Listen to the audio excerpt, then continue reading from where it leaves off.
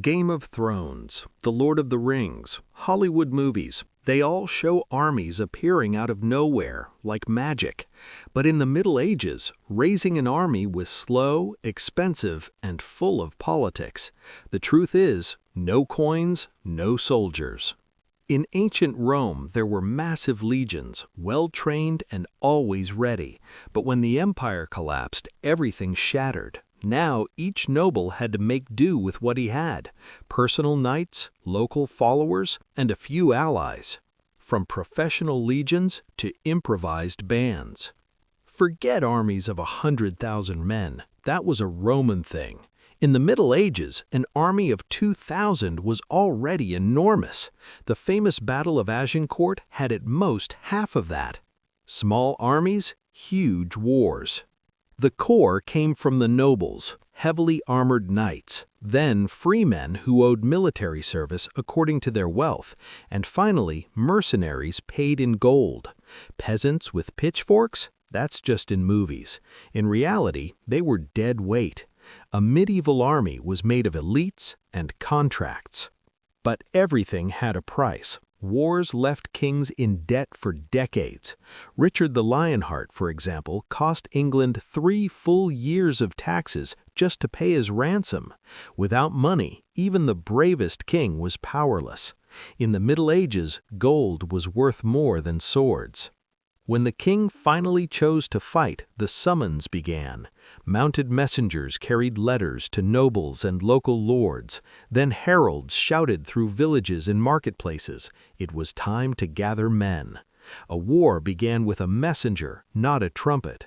At the appointed place, each group assembled. The king counted the men, recorded names, and organized tents.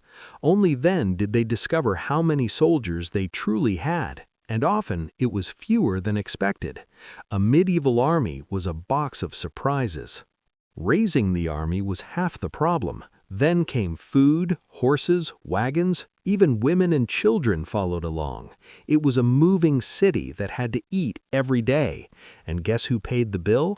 The villages looted along the way. Every medieval army was also a machine of hunger. Sometimes the army never even reached the battlefield. Disease, desertion, and starvation killed more than swords. One rainy summer could ruin entire harvests, and without food, the campaign ended right there. Many armies died before they ever fought. And there was politics. Some nobles simply didn't show up. Others arrived late on purpose, waiting to see who would win before committing. Medieval loyalty had an expiration date and a price. War was also a game of interests. Mercenaries? They fought for you today and for the enemy tomorrow if the pay was better. Kings had to watch their own soldiers as closely as the opposing army. In the Middle Ages, even the sword had a side. When the enemy drew near, the final reorganization began. Knights in front, archers on the flanks, infantry behind. Only then did the army look like a real force. But until the last minute, chaos ruled. The glamour of battles hid the confusion behind the scenes. In the end, raising a medieval army was nothing magical. It was time, money, and politics.